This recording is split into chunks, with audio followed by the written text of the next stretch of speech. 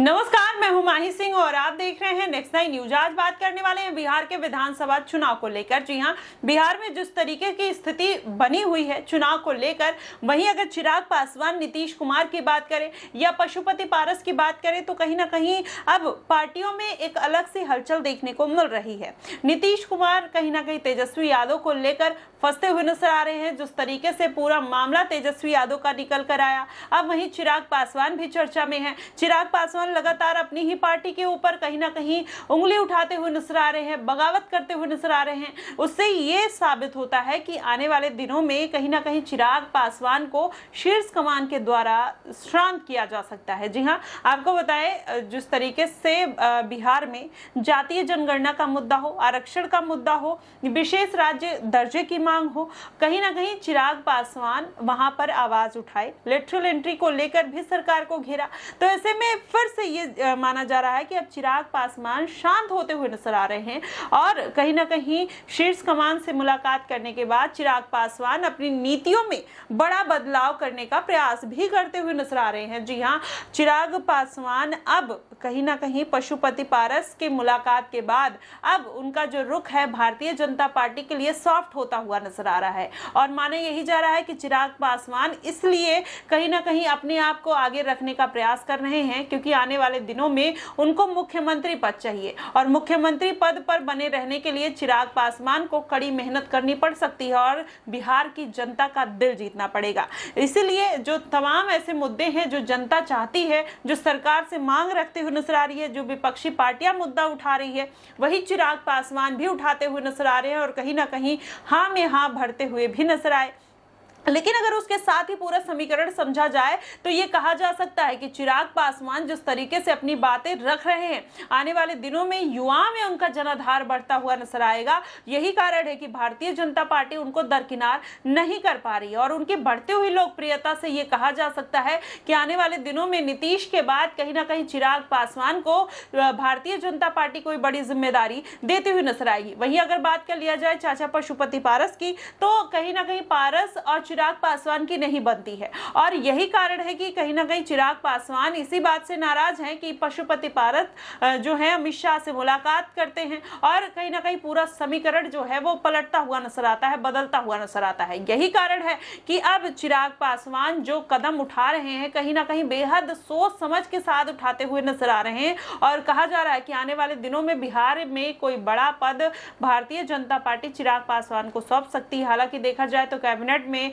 अभी भी मंत्री हैं चिराग पासवान, लेकिन क्या सीएम पद के लिए चिराग पासवान का नाम जो है वो आगे किया जा सकता है। वहीं तेजस्वी यादव और नीतीश कुमार की बात करें तो कहीं ना कहीं उनके बिगड़ते रिश्तों से अब ये नहीं लग रहा है कि नीतीश कुमार किसी भी तरीके की पलटी मारेंगे, क्योंकि लगातार तेजस्वी यादव जिस तरीके से नीतीश कुमार के ऊपर हमलावर हैं, तमाम उनकी नीतियों पर सवाल उठाते हुए नजर आ रहे हैं और उनके तमाम ऐसे मुद्दे हैं जिनको कहीं ना कहीं वो उठाते हुए नजर आ रहे हैं। तो उससे ये कहा जा रहा है कि अब पूरा माहौल और पूरा समीकरण बदल जाएगा। पहले आप तेजस्वी यादव की ये वीडियो देखिएगा जरा, क्या कुछ कहते हुए नजर आते हैं नीतीश कुमार को लेकर। मिथिलांचल के लिए कोई प्लानिंग है? देखिए, मिथिलांचल के लिए 20 साल से दरभंगा में आज बैठे हैं तो लगातार जो है डबल इंजन की सरकार है। केंद्र में उनकी, राज्य में उनकी 10 सीटें हैं, यहाँ 9 एनडीए के विधायक हैं। लगातार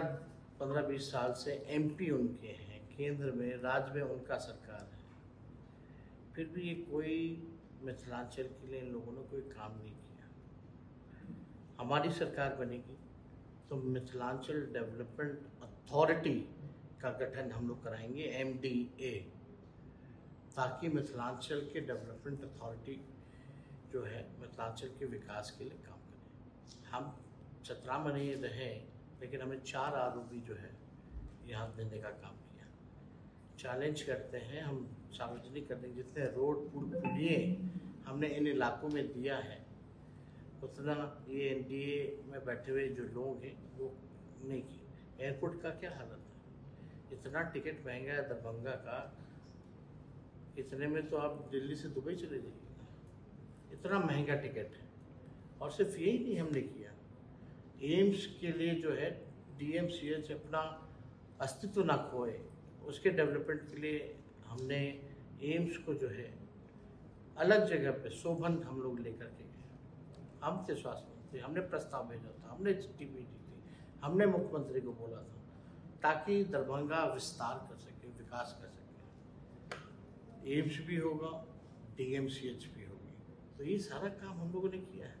लेकिन एक बार सरकार बनेगी तो ज़रूर मिथिलांचल डेवलपमेंट अथॉरिटी का गठन हम ज़रूर करेंगे। तो देखा आपने किस तरीके से तेजस्वी यादव अभी भी नीतीश कुमार की नीतियों पर सवाल उठा रहे हैं। वहीं अगर देखा जाए तो अब नीतीश कुमार की जो एक टाग लगता हुआ नजर आया था कि ये पलट जाएंगे, फिर से विधानसभा चुनाव है, तेजस्वी के खेमे में चले जाएंगे, ये सारी बातें कहीं ना कहीं खारिज होती हुई नजर आ रही है। वहीं अशोक चौधरी जिस तरीके से बयानबाजी कहीं ना कहीं करते हुए नजर आए, तो वहीं राबड़ी देवी का पूरा मामला निकलकर सामने आया, जिसमें कहा गया कि तेजस्वी यादव इल्जाम लगाते हुए नजर आते हैं कि जब वह बीजेपी में चले गए थे नीतीश कुमार, तो ये बोलते हुए नजर आए थे कि एक बार पार्टी में शामिल कर लीजिए, हमें अपना समर्थन दे दीजिए। कहीं ना कहीं ये बात जब तेजस्वी यादव बोलते हैं, भारतीय जनता पार्टी में, जेडीयू में खलबली मचते हुए नजर आती है। फिर वही जेडीयू के नेता अशोक चौधरी ये चुनौती देते हुए नजर आते हैं कि आप वीडियो दिखा दीजिए किसमें नीतीश कुमार हाथ जोड़ते हुए नजर आए थे, और वो आरजेडी वीडियो 4 घंटे के बाद अपलोड कर देता है, जिसके बाद नीतीश कुमार की एक बार फिर से किरकिरी